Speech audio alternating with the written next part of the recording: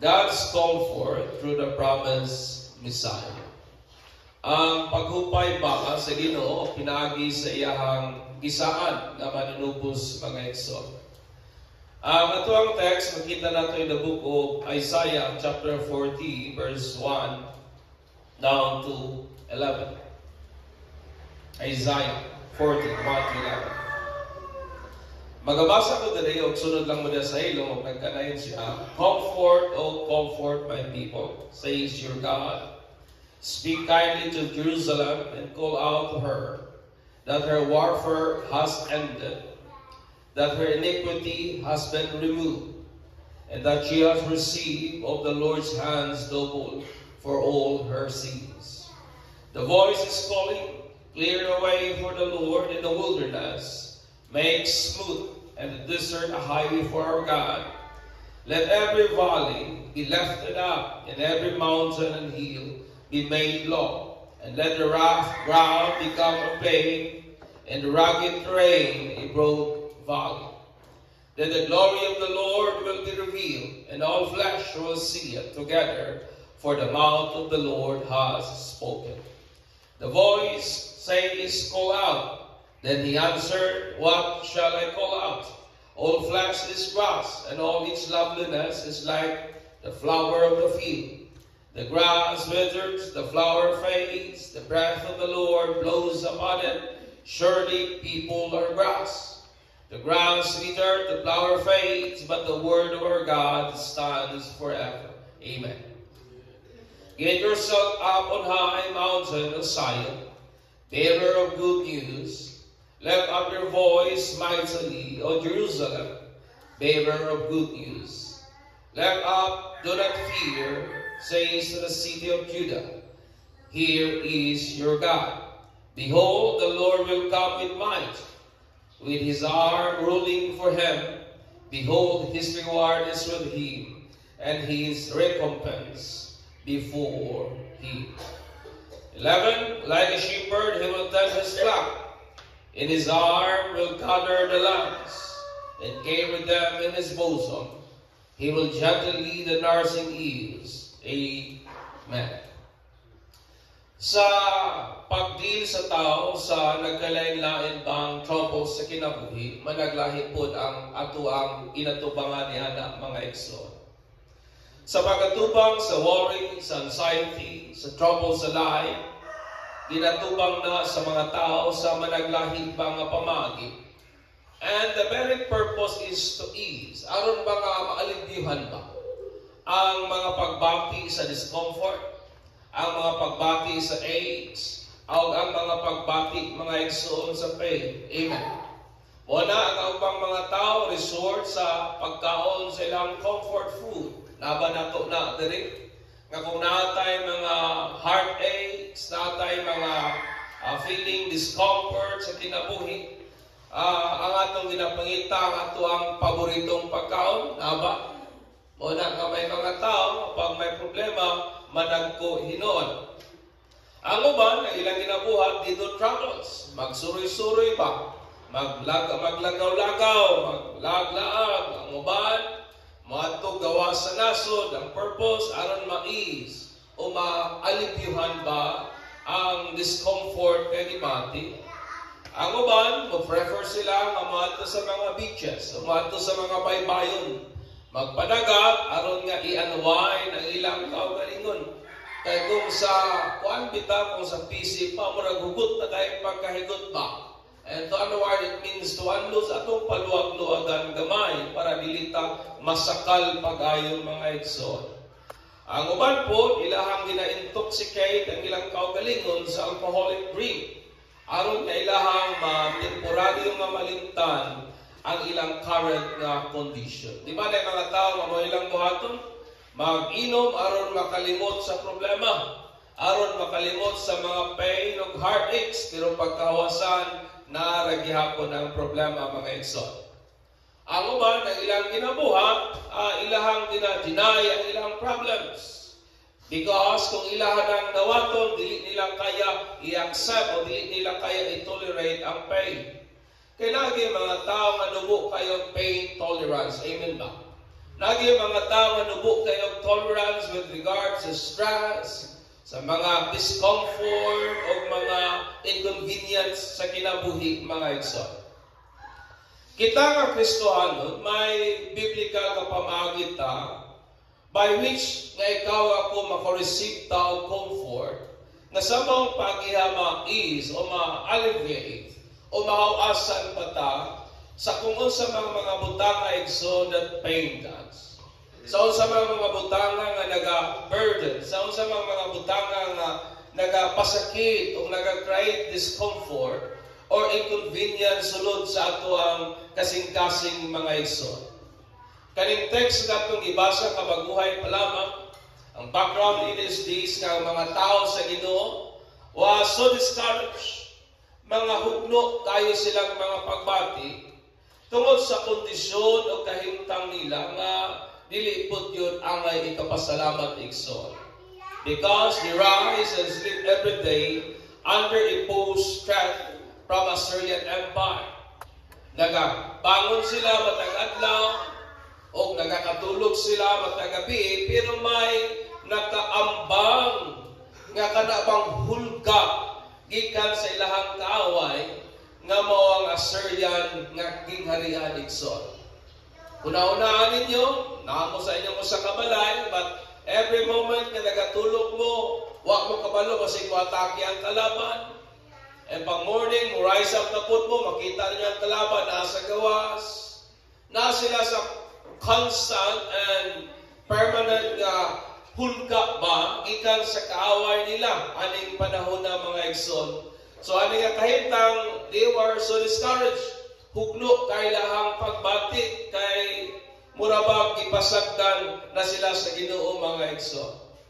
Ang Ginoo dayon nagpadala sa iyang pulong ngadto sa iyang mga nangadiskurahing nga mga katawhan. Pinagi sa iyang alagad ni si Propeta Isaiah, kabahin sa iyang saad na Misaya, by which they are comforted from all their discomfort mga igsoon. Ang Ginoo sa dihang discouraged kay sila wala nagpadala og comfort food. Asa diyang discouraged kay sila wala nag-ingon nga Ginoo hala na ay ticket panglaag sa amo, pag-anuay sa amo, but God sent His word nga ang iyang Misaya o pinagi sa maong pulunga makakaplag silang kahubayan sa mga discomfort nga ilahang nagakasinatian mga igsoon. Lingan na imong tapad o pangutan na siya, nadiskurahi ba ka? Ina ba? May inconvenience ka ba? May discomfort ka ba? Tungod kay, kining maupulunga, it gives them comfort amidst mga igsoon sa discomforting nga situation. Apan una sa tanan, atong lantaw na sabto nun sa ning word ay nga comfort. Kay naghana bayang mga taong na biktima sa pa-comfort ingon pa nila. Comfort, according to dictionary, is a state of physical ease and freedom from pain or constraint. Kanang nalingkawas ka ba? Gikan ba sa kasakitan o sa pagkasakal mga igsoon? Murag ipit na bitaw kay kasangatanan and sa diyang nakagawas kaniyana a state sa physical nga kahintang. And then, that is comfort mga igsoon. Mabitaw na ang uban para mais ang pain, o na ang uban mangitag kaon, uban maglagaw-lagaw, ang uban magbidyuki, etc. Bisan kung sa ilang buhaton, just to ease sa kung sa mga present nga pain, ngailang ginasinati mga igsoon. Or, the easing or alleviating of person's feelings of grief or distress. Kanabitang sa pikas nga bahin, ipaluag-luagan ba ang imong pagbati sa nagkasubo o sa pagbati mga igsoon sa mga pagbati kadili yun mao. Apan ang Hebrew lahi siyang definition sa word na comfort. It comes from the Greek word or from the Hebrew word nacham. Ngang iyang meaning mga igsoon, it means to change one's mind. That is the word comfort. Pagbago sa usang huna-huna, to feel sorrow or even to Usahay. Ang root word po sa comfort is kanang nangaghugaw. Nakasinati na ba mo ni Ana? Kaya bitang nakay, giuna-una ang astang laluma, ang astang bukata, and to next thing rinigag, ay, mo na ang root word sa word na comfort. Pagpangago or to breath heavily for being sorry. Kanang nangaghuka o niginhawag kag lalong kay nagmahay ka mo. Kay nakakay ni kamahayan mga igsoon. Kaning butangan nagpresent nato sa mauna-una that for us, aron nga para nato maiis ang ato ang pagbati sa pagkaguol, pagbati sa distresses, pagbati sa constraints, o pagbati ba nga mga dili maayo o maong mga pagbati nga nagapaniskurahi lamang nato. We should have to change our mind to the Word of God. Amen. Kinahanglan nga katuna nato nga pagausbon ang atong hunahuna pinagi sa pulong sa Ginoo. Sama sa gingon ni Apostle Paul, be transformed by the renewing of your mind. Nga kinahanglan mabag-o ang atong pagkakita pinagi sa pagkausa sa atong mga panghuna-huna mga igsoon. That is to say, sa pikas nga bahin nga kinahanglan nga atong usbon ang atong hunahuna from what our situation and condition said to what the Word of God said. Amen. Kinahanglan nga atong bakuhon ang atong hunahuna sa kung unsay giingon sa pulong sa Ginoo. Sa kung unsa mang sitwasyon kahimtang nata. We need to rest our mind.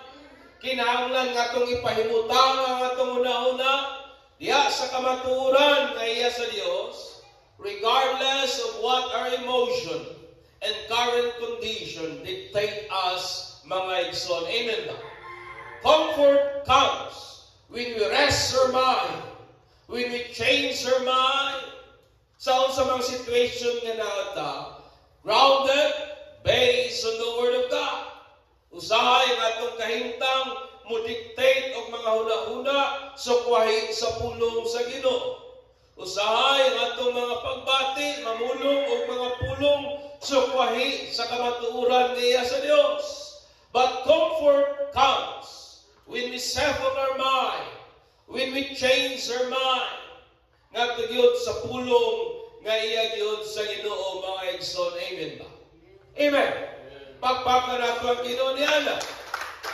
So niya ay durang kamatuuran kabahin sa promised Messiah nga kung ato bang i-rest, ato bang ipahimutang ang atong una-una in faith diya sa pagtuo, magahatag nato kahupayan sa kung unsa man ang atong ginaagihan sa kinabuhi diya sa atong pagpangalagan, diya sa atong pagtuo kang Jesus Christ. Mga igsoon. Una, ang saad sa unang pag-abot sa Messiah o sa promise po nga Messiah. As ingon siya nga ang voice is calling, clear the way of the Lord in the wilderness, make smooth in the desert a highway for our God. Let every valley be lifted up, manayang ingon, and every mountain and hill be made low, and let the rough ground become plain, and the rugged terrain a broad valley. Then the glory of the Lord will be revealed, and all flesh will see it together, for the mouth of the Lord has spoken. Ang unang pag-abot po sa manunubos, ipanagna na ng daan ni Isaiah, uban ang detached mga igsoon nga kanapang ilhanan that someone will go before the Messiah to prepare his way, and that someone was John the Baptist. Amen. Ipanagna na ng daan sa wala pa na tao sa Jesus. Ipanagna na ng daan ni Isaiah sa dihang wala pa nagpakatao sa Jesus, nga usa sa ilhanan sa gisaad sa Dios nga manunubos, nga may usang tao mag-andam sa iyang dalan. May usang tao mag-andam sa iyang agihanan, the one who made the broad valley plain, the rough terrain plain, and that person, my friend, is John the Baptist. Amen. Kanang nga tao mo si Juan nga magbubunyag. O kanang mga verses diha, mo na ang mga verses supporting sa maong passage mga igsoon sa Isaiah. In Matthew 3:1, Paubos, ingon niya, now in those days John the Baptist came preaching in the wilderness of Judea, saying, repent, for the kingdom of heaven is at hand. For this is the one referred by Isaiah, the prophet, saying. Kaya mo ning tawana, ang ingon ni Isaiah, the voice of the one crying in the wilderness, make ready the way of the Lord, make his path straight. And John 1:19 down to 23, bawa na gihapon nga istorya. Ingon niya in verse 23, he said, I am the voice one crying in the wilderness, make straight the way of the Lord, as Isaiah the prophet said. Sumala sa gipamulong sa mga propetang Isaiah mga igsoon. And Luke 3:1-4, mao na gihapon. Ingon niya in verse 4, as it is written in the book of the words of Isaiah the prophet, the voice of one crying in the wilderness, make ready the way of the Lord, make his path straight. Mao na si John the Baptist. And in Mark 1:1-4, ingon niya, in the beginning of the gospel of Jesus Christ, the Son of God, as it is written in Isaiah the prophet, behold, I send my messenger before your face, who will prepare your way, the voice of one crying in the wilderness. Make ready the way of the Lord, make his path straight. John the Baptist appeared in the wilderness, preaching a baptism of repentance for the forgiveness of sins. Amen. Ang Ginoo nagsaad og manunubos. O ingon niya, kining manunubos, may usang tao mag-andam sa iyang dalan. O kanang tawana, mao si John the Baptist. Mao si Juan nga magbubunyag mga igsoon. Amen. Ang Ginoo nagsaad og Messiah to redeem His people. God promised a Messiah to redeem His people from the power of sin and death. Uban ang dated na prophecy in the Old Testament. Mo na nga daghan nato nakahimo sa pagtuo that Jesus is the Messiah. Tungod kay may mga dated na mga prophecy in the Old Testament pointing to the very person of Jesus. O usa na niya nga prophecy mao si John the Baptist mga igsoon. O kini nga prophecy tanan nagtudlo kang Jesus.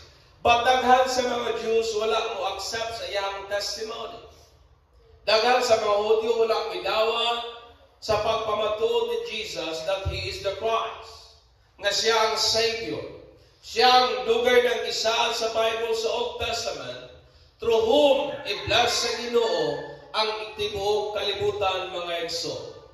Muna ginumingon that they will not enter into His rest because of their unbelief. Kining mga Hudyo mawala mituo sa maong pagpamatuod na Jesus nga siya maong Christ. Ang ginumingon hinuon sa iyang kaugalingon nga dili sila makasulod sa kapahulayan nga iya sa Dios because wa man sila mituo.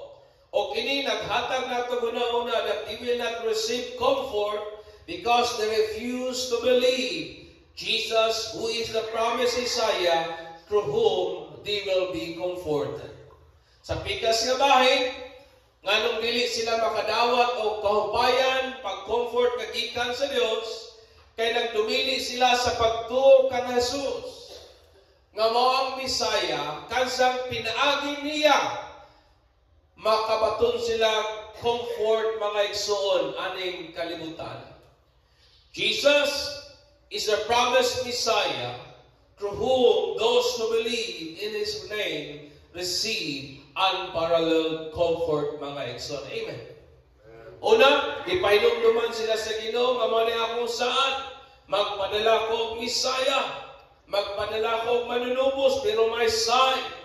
O ang sign mao ni nga may taong mag-una niya, mag-andam siyang pangalan. And John the Baptist said, ingon niya, dili ako ang Misaya. May nagsunod na ako, nga dili gali ko worthy magtangtang sa iyang sandalyas. And that person nga gitudlo ni John was Jesus Christ. Amen.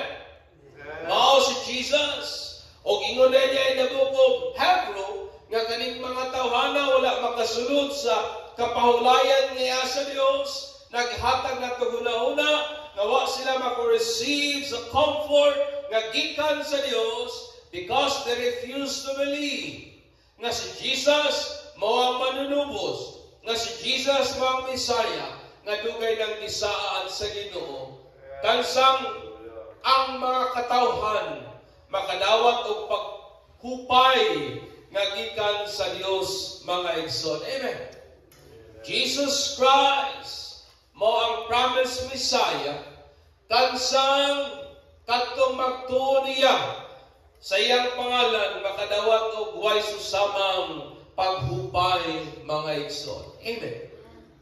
Dili nimo maitandi si Jesus sa uban. Amen. Dili nimo maitandi ang comfort that comes from Jesus, because He Himself is the comfort nga gikan gyud sa Ginoo, mga igsoon. So ang una, ang saan sa pag-abot sa Misaya. Ikaduha nga comfort, kansang i-comfort sila sa Ginoo, iyang ingon in 6 down to 10. The second coming of the promised Messiah. Nagsaad ang Ginoo nga moabot ang Messiah, but God also promised nga ang Messiah mobalik pod sa ikaduhang higayon. Tanawan ninyo. And 6 down to 11. Behold, the Lord will come with might, with His arm ruling for Him. Behold, His reward is with Him. Amen. Nga ang ganti sa Ginoo uban niya, His recompense before Him. 11. Like a shepherd, He will tend His flock. In His arm, He will guard the lambs, and carry them in His bosom. He will gently lead the nurse and eels. Naghisgot ni sa pag-atimaan ni Jesus, ingon nga siya yun ang ato ang magbalantay, mga igsoon. Kini nga prophecy sa Bible, naghisgot kini kabahin sa second coming ni Jesus Christ. Amen. Naghisgot kini kabahin sa ikaduhang pagbalik ni Jesus. And Revelations 22:12 down to 13 ingon ang Bible. Behold, I am coming quickly, and my reward is with me. Amen. Nakita ba ninyo ang similarity? Ingon niya, og akong ganti uban nako. Og ingon niya in the book of Revelation, my reward is with me, to render to every man according to what he has done. I am the Alpha and the Omega, the first and the last, the beginning and the end. Amen. Kaning prophecy, it talks about the second coming of Jesus Christ, nga mao ang gisaad nga manunubos sa Dios Amahan, mga igsoon. Sa unang higayon nga si Jesus niyan sa kalibutan, He came on earth as a lamb. Amen ba? So, nang pag-alay ni Jesus sa kalibutan, mayani sa ingon nga, nating karnero to be sacrificed para sa atong mga kasalanan. Amen. He came as a lamb, nga to sa slaughter, ngayon gali ang book of Isaiah, nga wala gali niya abli ang iyang mga bakbak. He came to die as a sacrifice sa sala sa kadaghanan, nga pinagi sa iyang kamatayon, daghan ang mahimong mga buhi. Amen. That through His death, many will be made alive. Through His sacrifices, many will be forgiven. Nga pinagi sa iyang sakripisyo, daghan ang mapasaylo. Pinagi sa iyang pangalan, many will be given an authority to become the sons and daughters of God. Amen. nga pinagi sa pangalan ni Jesus, daghan ang mahatagag katungod nga mahimong anak sa Dios, mahimong mga katawhan nga iya sa Ginoo. Di ba mo na ni John? And to them who believe, God gives them authority to become the sons of God. Amen. O mo nang gibuhat ni Jesus nga pinagi mga igsoon sa iyang dugo, many will become born again. That's why ngun si Peter, wala ka na born again, pinagi sa perishable na mga butang, but nag-born again kita, pinagi sa precious blood of Jesus Christ. Amen. Wa man ta na born again sa tuwang good works. It is the blood of Jesus. Mga naka-born again nato mga igsoon. It is the blood of Jesus. Mga nagpakatao na ito pag-usap in the kingdom of God. It is the blood of Jesus. Mga nagpakatao na ito diha sa buhing paglaom. Diha sa ato ang gamhanan na Ginoo mga igsoon. Through His resurrection, many will be resurrected to eternal life. Amen. Pinagi sa pagkabanhaw ni Jesus, daghan po ang mga banhaw ngadto sa kinabuhing walay katapusan. Amen. Through Him who is the way, the truth, and the life, many will obtain the way, the truth, and the life. Pinagi kang Jesus nga moang dalan, ang kamatuoran ug ang kinabuhi. Daghan niya puhon ang makaangkon sa dalan. Daghan puhon ang makabaton sa kamatuoran. Ug daghan puhon ang makaangkon sa kinabuhi, mga igsoon. Amen. Hallelujah. Jesus is God who took human nature without sin. Amen. Si Jesus po ang Diyos na nagpakatao, nga wa gyud sala, and dwelt among us. Og mipuyo siya uban nato, and died on the cross for the penalty of sin, which is ours. Og namatay sa cross, tungod sa bayad sa sala, o sa silot sa sala, nga mooy ato ang silot mga igsoon. He was buried, and on the third day, He rose back to life again. Amen. Sa Jesus, mga igsoon, gilubong, o sa ikatulong adlaw na banaw siya, and then, nikaya paingon sa langit, o nagsaad that He will coming back again. Amen. Di ba talaga ka-excite ni Ana, mga igsoon? That is the very word of Christ. When He ascended back to the throne of His Father, and I will coming back again. Mubalik ako sa dili madugay. This divine truth, understand me, kini nga maong Diyos nun, langit nun nga kamatuoran, will incessantly provide us comfort. Mapinadayunon nga maghatag nato kaubayan sa kung unsa man ang atong ginagihan sa kinabuhi, only when we settle our mind, aning maong kamatuoran, regardless of what our circumstances, conditions, emotion, and reason says, mga igsoon. Amen. Ang butang nga naghatag natog makanunayong kaupayan sa mga kabug-at nga atong ginasinati aning kinabuhiya, mo ang sad sa Ginoo nga mobalik siya sa dili madugay. Amen. That Jesus is coming back again. Our comfort comes when we settle our mind on this truth. Kanabit ang kumbinsido gid ka nga mobalik si Jesus luyo sa imong problema. Kumbinsido gid ka nga mobalik si Jesus taliwala sa unsay ginadictate sa imong mga pagbati o sa imong tawhanong mga pagpangrason, mga igsoon. The truth that Jesus is coming back again provide us comfort. aning atong mga ginaagihan sa kinabuhi, mga igsoon. Amen. O sa may naghahatag na to comfort, di ba ka nga saan? Napapadailain. It is the truth that Jesus is coming very soon. Tingnan na imong tapat si Jesus, hapit na yun mo balik. Yun na ba? Amen. Napamataniha, mga igsoon. Kanang nakamaturan, it gives us comfort. Dagang mga shakening sa kinabuhi. Dagang mga ups and downs. Dagang mga trials, mga troubles. Dagang mga pain nga itong ginatubang.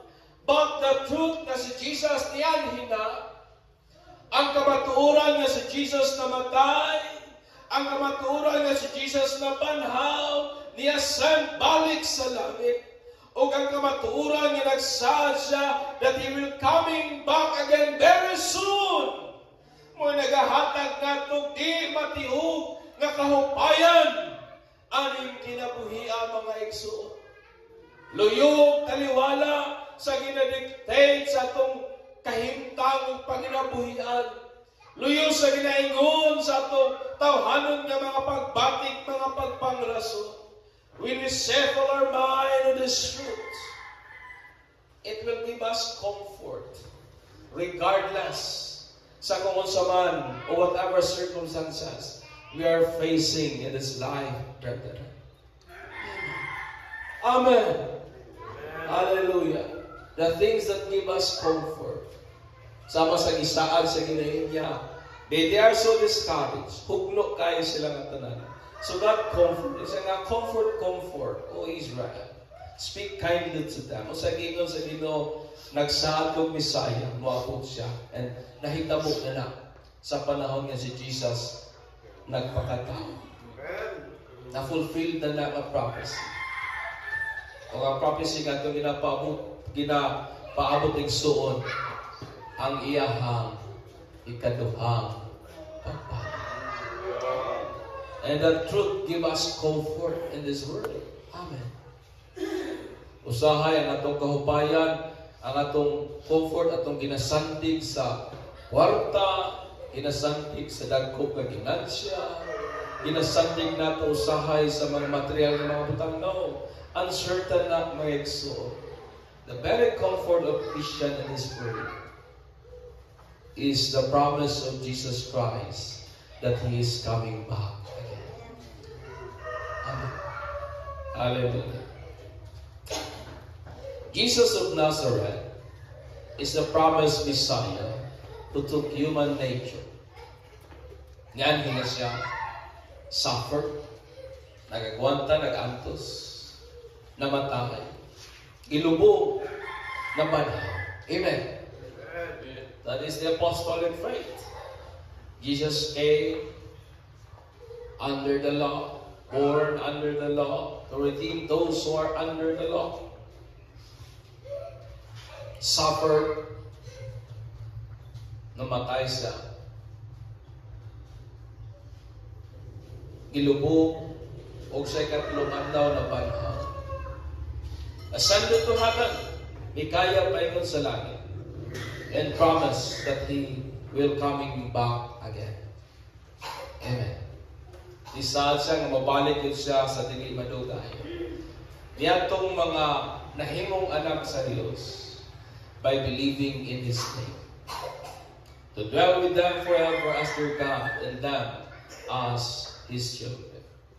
Therefore, ang akong challenge na itong tanan ng sa iyong katutagon ng soon, let us steadfastly maintain nga magmapinadayunon ta, magpabilin ta. Diya sa tuwang pagtuo nga si Jesus mo ang isaan nga manunubo sa Ginoo nga may anhim o mubalik pag-usap, providing solace from God in this tumultuous world. Amen. And give us kalinaw, and give us ease, naghahatag og kagaan sa atong pagpati, sa atong hunahuna, which is gikan gyud sa Ginoo. aning atong alingasaw, aning atong bubot, aning atong makalagot, aning atong daghag apan nga kalibutan, mga igsoon. The truth that Jesus niyan hina o kamatuoran nga siya mobalik pag-usa. It give us comfort. It give us solace. It give us peace in this tumultuous world. Amen. Pangutana daw ko na imong dapat. Kanang sincere nga pangutana ba? Pangutana sa nga. Excited pa ba ka sa pagbalik ni Jesus? Hindi, kanang sigurado ba? Excited ba gyud ka? Eager ba gyud ka sa iyang pagbalik? Manindog tayo, and let us worship the good God.